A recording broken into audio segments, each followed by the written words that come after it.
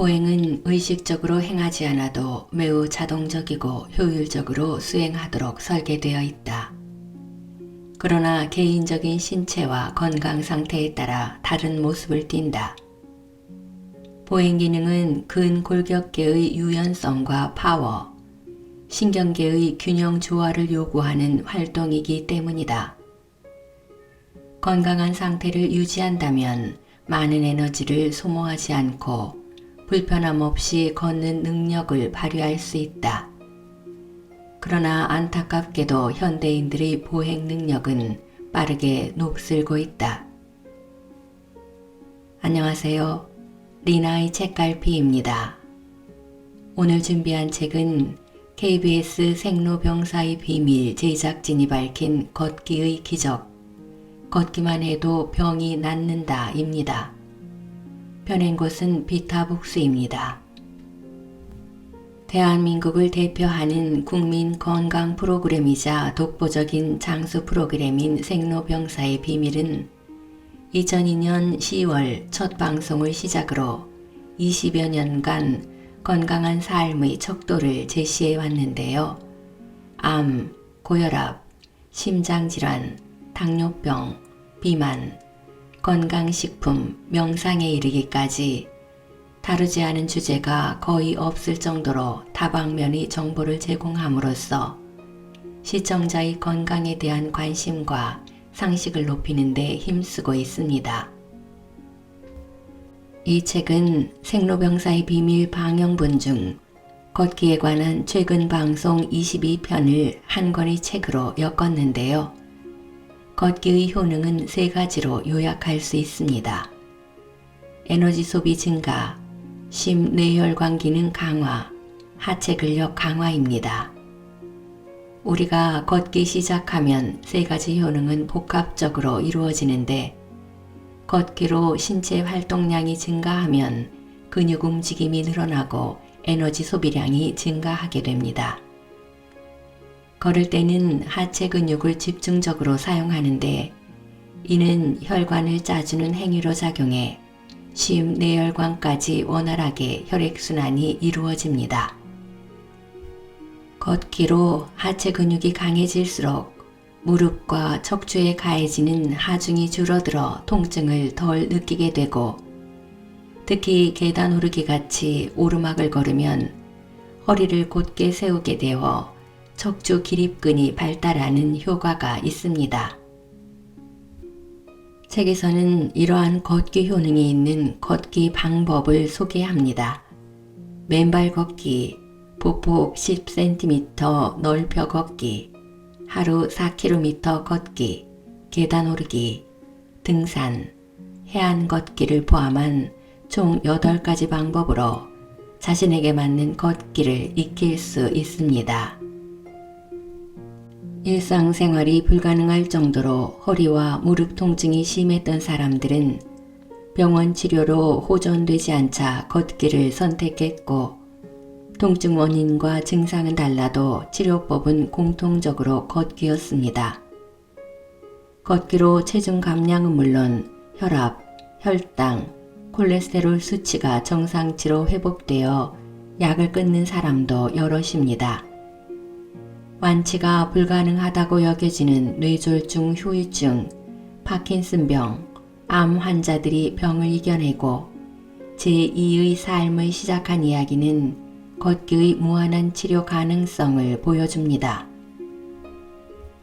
1장 건강 수명을 늘리는 걷기 혁명, 걷기의 놀라운 효능. 2장 통증과 질병을 이겨내다. 걷기로 기적을 경험한 사람들. 3장 100년 걷기를 위한 지침. 약이 되는 걷기, 독이 되는 걷기. 4장 다양한 걷기 운동. 상황별 걷기 방법과 효과. 이렇게 4개의 장으로 나누어져 다양한 사례들이 들어있습니다. 이 책을 읽게 되는 순간 내 가족 같은 또는 이웃 같은 사례자의 노력을 보며 나도 당장 걸어야겠다는 동기를 얻을 것입니다. 잠시 책 속으로 들어가 보겠습니다. 구독과 좋아요로 마음을 표현해 주세요. 걷지 않으면 아플 수밖에 없다.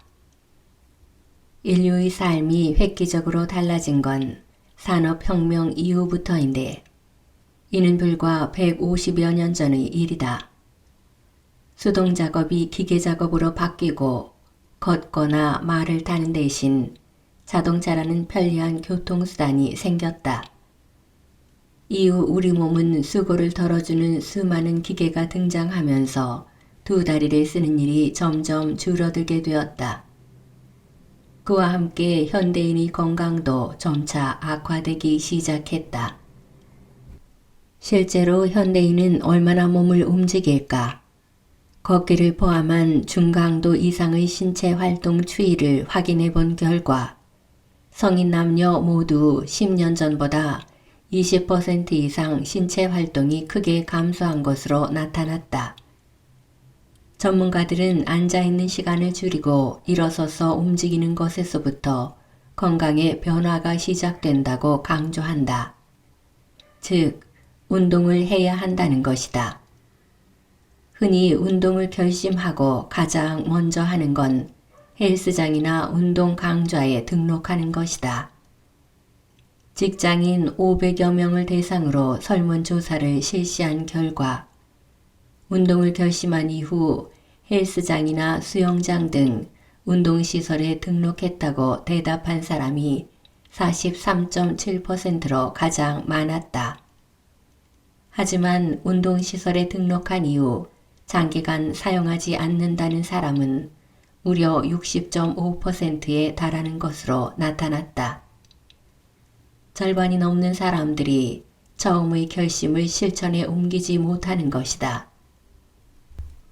이처럼 운동 실천율이 낮은 이유는 운동을 하기 위해서는 별도의 시간을 내야 한다는 고정관념을 갖고 있기 때문이다.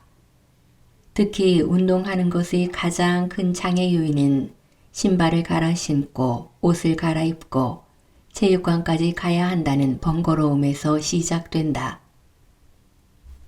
그러나 일상에서 걷기를 통해 움직이는 것은 이러한 번거로움 없이 건강해질 수 있는 방법이다. 출퇴근길에 한 정거장을 먼저 내려 걷거나 엘리베이터 대신 계단을 이용하는 등 일상에서 5분, 10분 운동 시간이 쌓이다 보면 충분한 운동 효과를 얻을 수 있다. 실제로 미국인 6천여 명의 일상을 분석해 건강 상태를 비교한 결과 생활 속에서 움직임을 늘리는 것이 지속적으로 시간을 들여 운동하는 것만큼 건강 개선 효과가 있는 것으로 나타났다. 그 중에서도 걷기는 일상에서 움직임을 늘릴 수 있는 가장 쉬운 방법이다. 걷기의 효과에 대한 여러 연구를 종합 정리한 메타 연구에 따르면 걷기는 누구나 할 수 있는 접근성 높은 운동이자 값비싼 장비나 특별한 시설이 필요하지 않은 운동으로 꼽힌다. 또한 어디서나 실천할 수 있기에 신체활동 부족과 건강의 불균형을 보완할 수 있는 매우 중요한 운동으로 평가된다. 일상에서 가장 쉽게 할 수 있는 걷기. 매일 조금씩 걷다 보면 건강에 한 걸음 더 다가갈 수 있다. 나에게 맞는 걷기로 허리 통증을 이겨내다.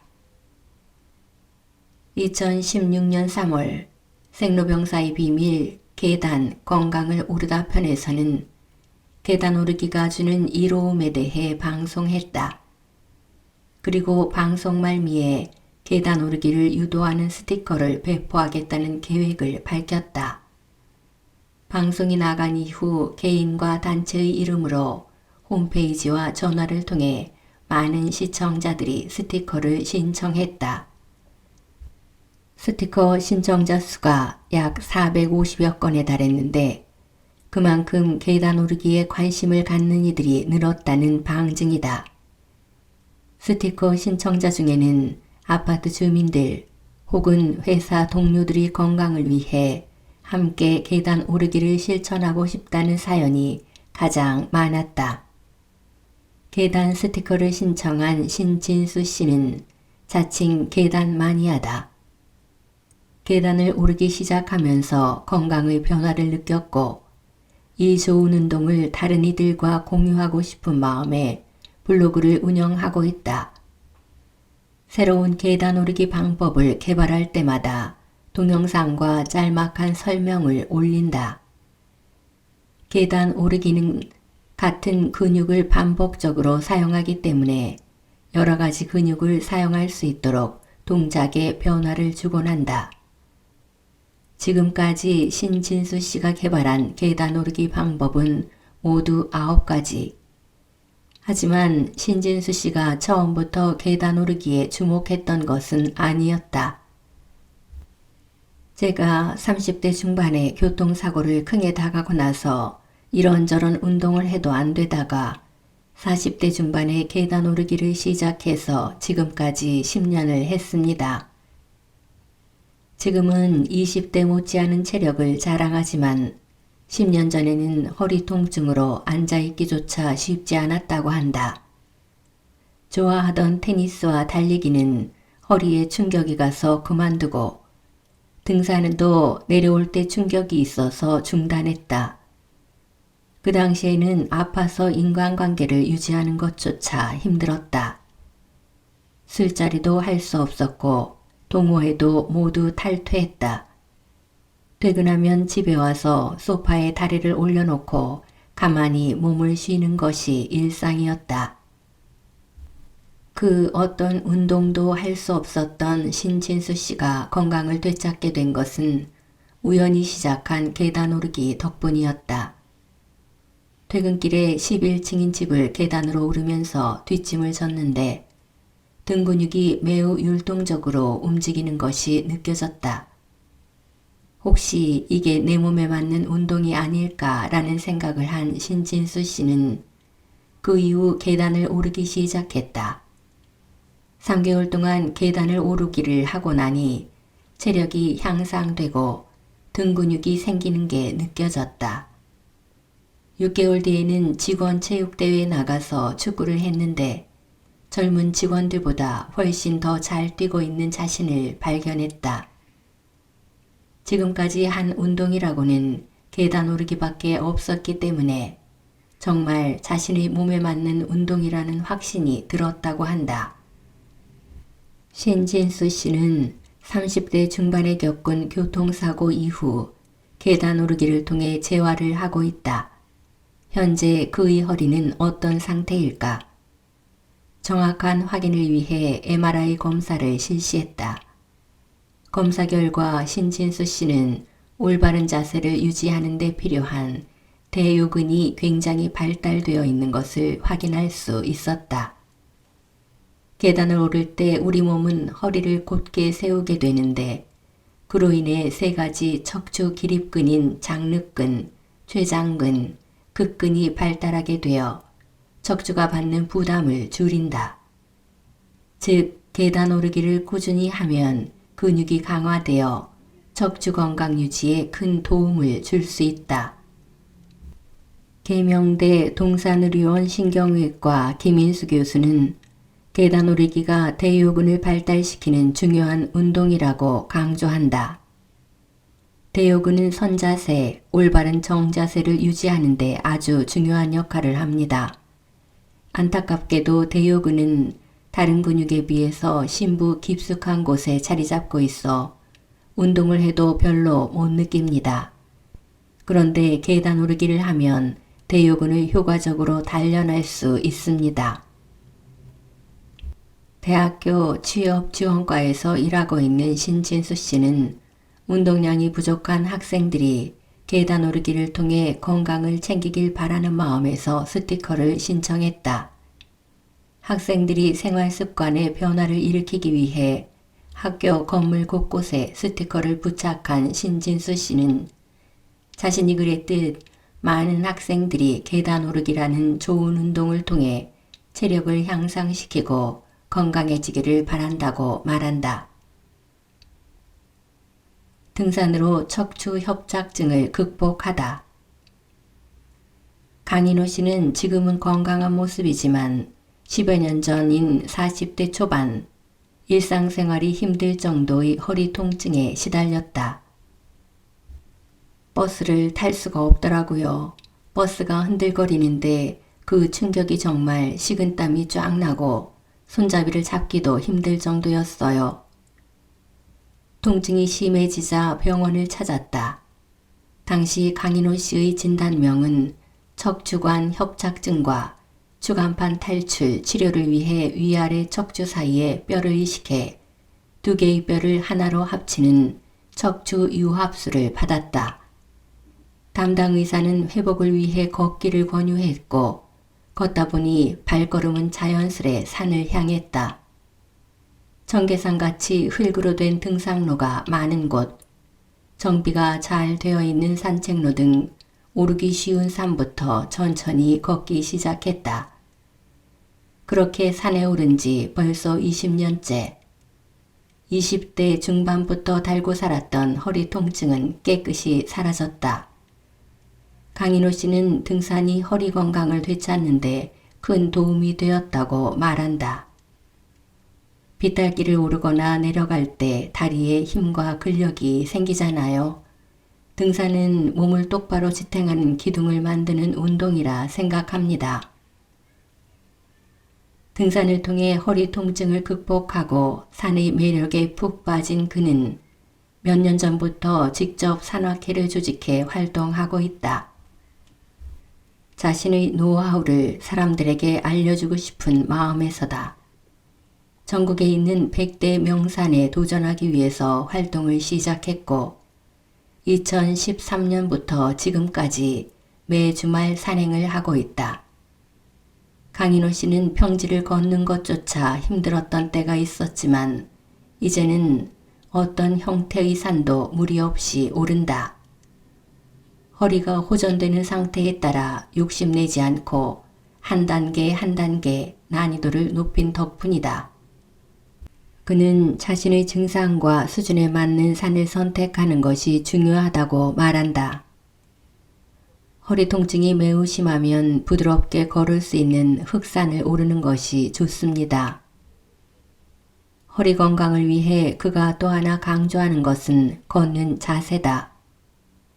등산은 오래 걷는 운동인 만큼 허리에 부담을 덜 주는 것이 중요하다고 여기기 때문이다. 그가 추천하는 보행법은 몸을 측면에서 봤을 때 엉덩이가 나오고 허리가 들어가도록 자연스러운 S자를 만들고 등을 곧게 편 바른 자세를 유지하며 일자로 걷는 것이다. 처음에는 그저 높고 험난하게만 느껴지던 산을 한 발짝 한 발짝 오르다 보니 어느새 정상에 닿았고 이제는 다른 사람들을 인솔할 여유까지 생겼다. 자연과 호흡하며 건강을 챙기는 이 시간이 그에게는 더없이 소중하다. 걷는 길에 가끔 뒤도 돌아보고 하늘도 보면서 자연의 바람을 느낀다는 강인호 씨. 새소리도 듣고 간혹 흐르는 시냇물에 손도 담그며 자연과 가까워지는 동시에 마음이 너그러워진다는 그는 오늘도 가벼운 발걸음으로 산을 오른다. 걷기로 통증의 두려움을 벗어나다. 신연아 씨는 7년 전 7째 막내 아이를 출산한 후 걷기 운동을 하다가 통증 때문에 중단했다. 지금도 오래 서 있거나 앉아서 같은 자세로 계속 일을 할 수가 없다. 허리가 아프기 때문이다. 집안일을 하다가도 잠시 누워서 쉬어야 한다. 지금은 처음 통증을 느꼈을 때처럼 강도가 심하지 않지만 무리하면 다시 그때 같은 극심한 고통이 생길까봐 두려워서 미리 조심하는 경우가 많아졌다. 7명의 아이들을 돌보며 쉴 틈 없이 살아온 세월. 신연아 씨는 자신을 챙길 여유가 없었다. 학창시절 농구선수를 할 만큼 건강했지만 지금은 몸도 마음도 예전 같지 않음을 느낀다. 통증이 심해지면서 쉽게 지치고 우울할 때가 많아졌다. 예전에는 걷는 거 참 좋아했어요. 통증이 나아지고 원래 건강했던 때처럼 걸을 수 있는 상태가 된다면 노력해서 그때로 돌아가고 싶죠. 통증의 원인을 찾기 위해 검진을 실시했다. 신연아 씨에게 어떤 문제가 있을까? 허리 통증의 주요 원인은 틀어진 척추 때문이었다. 과거 허리 통증 때문에 통증이 덜 느껴지는 쪽으로 척추를 비틀어서 보상하려는 회피 반사가 생겨서 척추가 좌우로 틀어진 양상을 보였다. 이 경우 허리를 앞으로 숙이는 자세는 되도록 피해야 한다. 구부정한 자세로 오래 앉아 있거나 서 있는 것도 금기사항. 척추의 움직임을 원활하게 해주는 가벼운 스트레칭과 걷기가 통증 완화에 효과 있지만 이 또한 지나치게 오래 하면 안 된다. 신연아 씨는 병원에서 배운 훌라후프 돌리기 동작과 허리를 좌우로 돌리는 스트레칭을 틈나는 대로 실시했다. 무엇보다 이제 가까운 거리는 되도록 걸어 다니려고 노력한다. 예전에는 허리가 아플까봐 두려워서 가까운 거리도 되도록 걷지 않았다. 하지만 지금은 아이 학교를 갈 때나 장을 보러 갈 때도 버스를 타지 않고 걸어서 다닌다. 조금씩 걷기 시작하며 한층 밝아진 신연아 씨는 걷기를 통해 삶이 쾌활하고 밝아져서 기쁘다고 말한다. 이처럼 걷기는 통증을 줄이는 것 외에도 살아가는 데 있어서 긍정의 힘을 발휘하기도 한다. 보폭을 넓혀 걸으며 파킨슨병과 더불어 살아가다. 올해로 병력 15년차 파킨슨병 환자인 정만수 씨는 해남 땅끝 마을에서 출발해 서울까지 600km를 걷는 국도 대장정에 도전했다. 떨림과 근육 강직이 악화되며 차츰 몸이 굳어가는 파킨슨병. 파킨슨병은 아직까지 완치가 불가능하다. 국도 대장정 중 휴식으로 굽어지는 자세를 바로잡고 다시 출발하기를 수십 차례. 항상 처음 몇 걸음을 걷기 위해서는 주변의 도움이 필요하다. 하지만 일단 걷기 시작하면 혼자서 잘 걷는다. 평범한 일상인 걷기가 정만수 씨에게는 그저 기적과도 같다. 기적이라는 것이 무리를 걷는 게 기적이 아니에요. 제가 땅 위를 걸어 다니는 것 자체가 기적이에요. 정만수 씨는 국도 대장정 27일 만에 드디어 서울에 도착했다.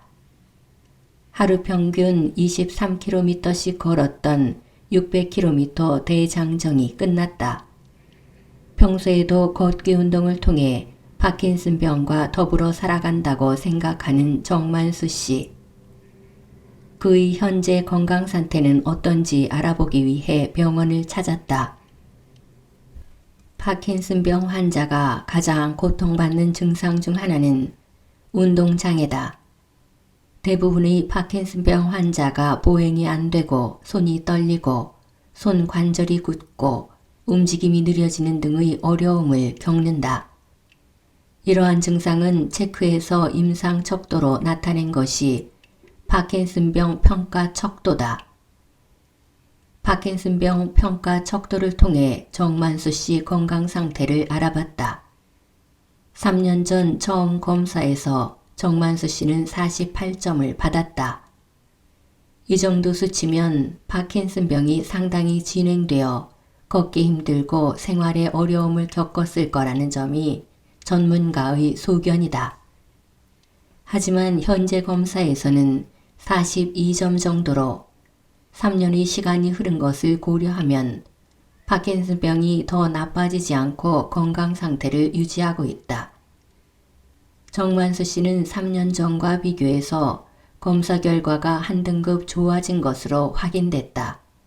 2017년 4단계였지만 2020년에는 3단계로 올라선 것이다. 꾸준히 걷기 운동을 실천한 덕분이었다. 그렇다면 정만수 씨의 걸음걸이 상태는 어떨까? 8년 동안 꾸준히 걷기 운동을 실천한 그는 근력은 물론 유연성과 균형 감각도 전보다 나아졌다. 특히 보폭이 넓은 걸음걸이만 보면 중증의 파킨슨병 환자로 보이지 않는다. 흔히 파킨슨병에서 많이 나타나는 패턴들이 몇 가지 나타나지만 보행만 봐서는 거의 완벽에 가깝다고 할 수 있다. 한양대 구리병원 재활의학과 장성호 교수는 정만수 씨의 건강 비결이 걷기에 있다고 말한다. 정만수 씨 정도로 파킨슨병이 진행된 상황이라면 대부분의 환자들이 집에만 있습니다. 정만수 씨는 군살 하나 없는 몸에 온몸이 근육으로 이루어져 있습니다. 무엇보다 한번 걷기 시작하면 속도도 빠른 편이고 걸으면서 안 넘어지고요. 심한 파킨슨병으로 고생하는데도 불구하고 지금처럼 활발하게 지낼 수 있는 것은 열심히 걷고 또 걸은 덕분이라고 생각합니다.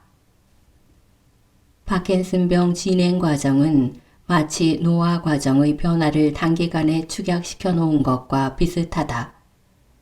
그렇다면 걷기 운동이 파킨슨병 속도를 늦추듯이 일반적인 노화의 속도를 늦추는 효과도 있을까?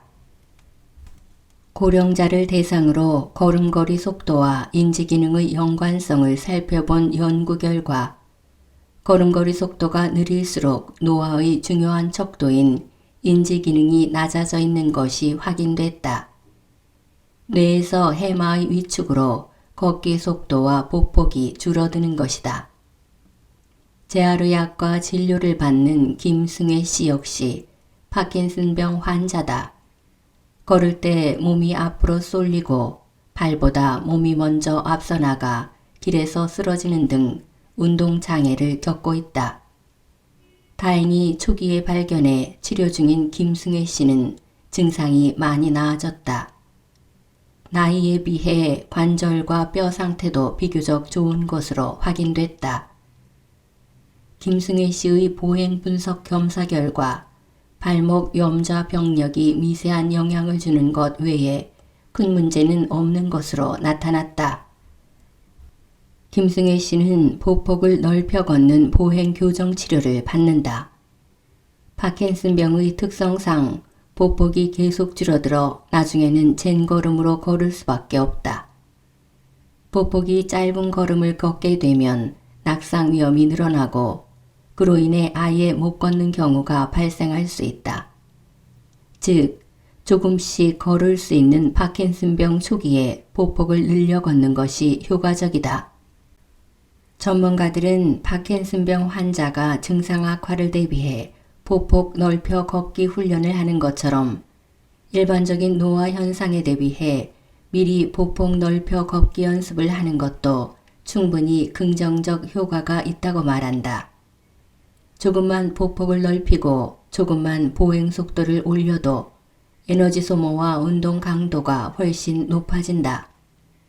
뿐만 아니라 심폐지구력과 하체 근력을 더욱 강화시키는 장점도 있다. 즉, 젠걸음으로 1만 보를 걷는 것보다 큰 걸음으로 5천 보를 걷는 것이 더 나을 수 있다는 것이다. 나이가 들어도 최대한 오랫동안 건강하고 활력 있게 걷는 능력을 유지한다면 치매와 인지 능력 저하를 예방하고 파킨슨병도 이겨낼 수 있다. 발 질환자는 이렇게 걸어라. 무지외반증, 죽저근막염. 한경린 씨는 요즘 답답하다. 발이 아파서 그간 매일 빠짐없이 하던 걷기 운동을 중단했기 때문이다. 그가 걷기 운동을 한 지는 30년이 됐다. 요즘은 평균 1시간 정도 걸어요. 젊어서는 2시간을 걸었어요. 머리끝에서 발끝까지 조금 피곤하다가도 걷고 오면 증상이 없어져요. 다리가 무거워도 나갔다 오면 증상이 싹 없어지고 기분이 좋아요. 그런데 20여 년 전부터 간헐적으로 발등이 조금씩 아프기 시작했다. 급기야 지난 여름에는 통증이 더욱 심해져서 병원을 찾았고 담당 의사에게 발을 너무 많이 쓴다는 진단을 받았다. 건강을 생각해서 걸었는데 과유불급이었던 걸까? 소염제와 진통제를 복용하면서 통증은 진정됐지만 의사 권유로 일단 걷기 운동을 중단했다. 고령임에도 흔한 성인병 하나 걸리지 않았던 한경린 씨는 정확한 상태를 알아보기 위해 정밀 검진을 받았다. 한경린 씨의 통증은 무지외반증 때문이었다. 무지외반증은 엄지발가락 가운데 관절이 튀어나와 발 형태가 변형되는 질환이다. 고령자의 경우 발뼈의 아치가 가라앉으면서 발생하는 경우가 많다. 인체의 발은 뼈대가 옆으로 아치를 이루고 정면으로도 아치를 형성해 체중을 받치고 걸을 때 충격을 흡수한다. 그런데 노화가 진행되면서 무지외반증 같은 질병이 동반되면 아치가 서서히 가라앉아 평발화가 일어나기 쉽다. 이 경우 과한 걷기 운동을 계속하면 발은 충격을 직접 받아서 발바닥에 굳은 살이 생기고 더욱 심해지면 뼈에 피로골절이 발생한다. 이로 인해 염증이 생겨 심한 통증을 느끼게 된다. 한경린 씨의 경우 다행히 걷기 운동을 완전히 중단해야 되는 상황은 아니었다. 무지외반증 치료를 병행하며 걷기 운동을 다시 시작해보기로 했다. 먼저 신발을 바꿨다. 한경린 씨가 평소에 즐겨 신던 신발은 폭이 좁고 굽이 있었는데 검사 후 밑창이 두껍고 폭이 넓은 신발로 바꿨다. 또한 걷기 운동만 했던 이전과 달리 발에 부담을 주는 걷기 양을 줄이고 운동량을 분산시키기 위해 실내 자전거 타기를 시작했다. 이제는 매일 걷지 않고 하루 건너 한 번씩 걷는다. 걷는 방법도 바뀌었다. 지금까지 발 상태를 고려하지 않고 무조건 넓고 강하고 빠르게 걸었던 걷기는 무지외반증이 있는 한경린 씨에게 독이 되는 걷기였다. 그래서 이제는 보폭을 좁게 발에 무리가 되지 않는 정도로 약하게 걷는다. 걷기가 건강에 이롭다는 것은 이미 다양한 연구를 통해 밝혀졌지만 최근 잘못된 걷기로 발이나 다리에 이상이 생기는 이들이 많다. 병원에서도 다양한 발 질환을 호소하는 환자가 증가하는 추세다. 노화로 인해 발의 변형이 이루어지는 것을 제외하면 대부분 발에 무리를 주는 신발을 신고 걷다 이상이 생겨 병원을 찾는다. 발은 하루 평균 700톤의 무게를 지지하기 위해 아치 형태를 이룬다. 특히 발가락부터 발 뒤꿈치를 잇는 족저근막은 발바닥 형태와 아치 유지에 도움을 준다. 뒷굽이 높은 신발로 아치의 균형을 잃으면 족저근막염이 생기고 신발의 폭이 좁으면 발가락이 휘어 무지외반증이 된다. 몸은 굽으로 높아진 무게중심을 낮추기 위해 척추가 휘어 디스크가 생기고 종아리 근육과 아킬레스건이 일시적으로 짧아진다. 이러한 상태가 장시간 지속되면 다리 길이에 변화가 생긴다. 실제 잘못된 신발 선택으로 발 질환을 겪는 환자가 큰 폭으로 증가하고 있다. 족저근막염은 5년 전보다 2배 가까이 증가했고 잘못된 자세, 운동, 생활 습관으로 발의 아치가 무너져 평발이 되는 후천성 평발도 크게 늘었다. 또한 발가락 관절이 자극을 받아 생기는 무지외반증 역시 남녀 모두 꾸준한 증가 추세를 보였다. 누구나 쉽게 시작할 수 있고 일상생활에서도 실천할 수 있는 걷기. 하지만 준비 없이 무조건 시작한다면 독이 될 위험이 있다. 걷기에 적합한 신발을 선택하고 자신의 발 건강에 무리가 가지 않는 걷기 운동 방법과 강도를 선택하는 것이 매우 중요하다. 처음부터 무리하게 장시간 걷거나 통증을 참아가며 걷지 말아야 한다. 점진적으로 조금씩 몸을 준비해 나간다는 생각으로 걷는다면 건강한 걷기, 약유되는 걷기, 성공적인 걷기가 가능하다. 하루 4km 걷기, 하루 최소 운동량을 채우는 걷기. 야외에서 하는 운동 참여율이 증가한 요즘, 그 중에 압도적으로 참여율이 높은 운동은 바로 걷기다. 현재까지 걷기 운동은 우울증, 심뇌혈관 질환, 다양한 생활습관병 예방에 효과가 있는 것으로 확인되고 있다. 전문가들은 하루에 4km를 걷는 것, 꾸준히 50분에서 1시간에 육박할 정도로 걷는 것이 건강을 향상시키는 방법이라고 입을 모은다. 하루에 4km 이상 꾸준히 걸으면 인체에는 과연 어떤 변화가 나타날까? 걷기에 관한 한 메타 연구에 따르면 성인 하루 최소 운동 권장량은 중강도 운동 기준으로 60분 이상이다. 이를 걸음수로 환산하면 8,000보 정도이며 평균 보폭 범위로 계산하면 대략 4km가 된다. 즉 하루 최소 4km 이상은 걸어야 운동 효과가 있는 것이다. 차의과대학교 스포츠의학대학원 홍정기 교수는 과연 연구에 따르면 4km 정도에 육박하게끔 50분에서 1시간 정도 걷게 되면 근골격계 질환뿐 아니라 대사성 질환 예방에도 도움이 된다고 말한다. 하지만 걷기 운동은 지나치면 오히려 독이 된다. 건강을 해치는 잘못된 걷기 운동을 벗어나 올바른 걷기 운동의 기준을 세워야 한다. 과유불급, 무리하지 말고 걸어라. 박유민 씨는 아침마다 20분 넘게 발을 스트레칭하며 아킬레스건과 발바닥 근육을 풀어준다. 평발이지만 걷기 운동을 즐겼던 박유민 씨는 8개월 전 두 발 모두 족저근막염 진단을 받았다.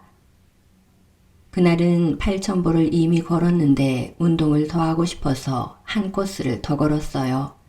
대략 12,000보를 걸었는데 걷고 들어오니까 발이 찢어지는 것처럼 아프고 발이 바닥에 닿으면 송곳에 찔린 것처럼 통증이 심했어요. 8개월 가까이 고생하고 나서야 통증이 가라앉았다. 그동안 다양한 스트레칭 중에 발바닥 근육을 풀어주는 계단 스트레칭을 특히 열심히 했다. 하루에 100개, 많을 때는 200개까지 8개월 동안 매일 했다. 박유민 씨는 최근에 다시 걷기 운동을 시작했다.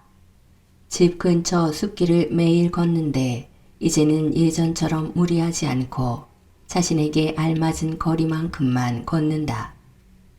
하루 4km를 걷는다는 박유민 씨. 자신의 발 모양에 맞춘 신발 깔창을 따로 구입해서 사용할 정도로 주의하고 있다. 족저근막염을 치료한 뒤로 매일 발 스트레칭을 하고 예전보다 거리를 줄여 걷기 운동을 하는 박유민 씨는 올바르게 걷고 있는 것일까?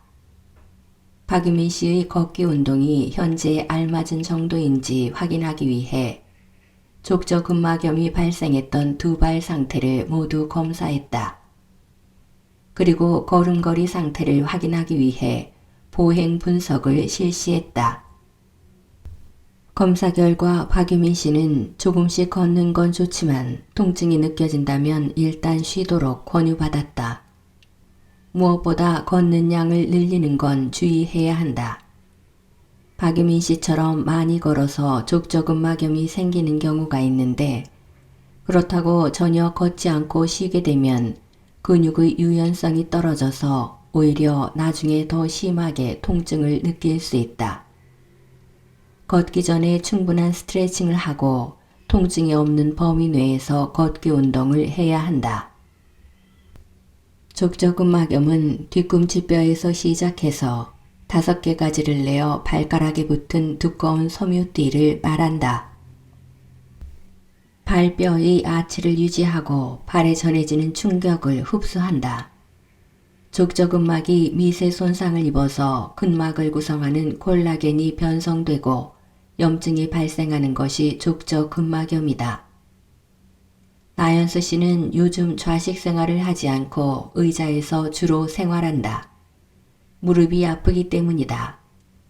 1년 전 난생 처음 무릎 통증을 느꼈다. 원인은 퇴행성 관절염이었다. 주사치료와 물리치료를 받았지만 통증은 쉽게 가라앉지 않았다. 일상생활이 불편하고 통증이 좀처럼 나아지지 않자 걷기 운동을 해보기로 했다. 통증이 와도 꾹 참고 아파트 단지를 천천히 몇 바퀴씩 걸으려고 노력을 많이 했어요. 그러니까 조금씩 통증이 생기는 강도가 약해진 것 같아요. 요즘엔 틈날 때마다 집 근처 공원을 걷는다. 일상에서 움직이는 것까지 합쳐서 무슨 일이 있어도 하루 최소 1만 보는 꼭 채우려고 노력한다. 퇴행성 관절염이 찾아온 나연스 씨의 걷기 운동은 적절한 수준일까? 나연스 씨의 걷기 운동이 현재 알맞은 정도인지 확인하기 위해 통증을 느꼈던 무릎과 오래전에 수술한 허리 상태를 검사했다. 그리고 걸음걸이 상태를 확인하기 위해 보행 분석도 함께 실시했다. 검사 결과 나연스 씨는 뼈에 퇴행성 변화가 있지만 무릎 관절 간격이 심하게 육착된 것은 아니어서 하루에 30분씩 3회 정도 걷기 운동을 할 것을 권유받았다. 경미한 퇴행성 관절염의 경우 관절 안에 있는 연골을 움직여줘야 영양물질이 공급되고 노폐물이 빠져나갈 수 있기 때문이다. 나연수 씨와 같이 통증이 심하지 않은 중간 정도 관절염 환자는 걷는 시간을 줄이되 횟수를 늘리는 것이 바람직하다. 지금까지 KBS 생로병사의 비밀 제작진이 밝힌 걷기의 기적, 걷기만 해도 병이 낫는다를 낭독해드렸습니다. 감사합니다.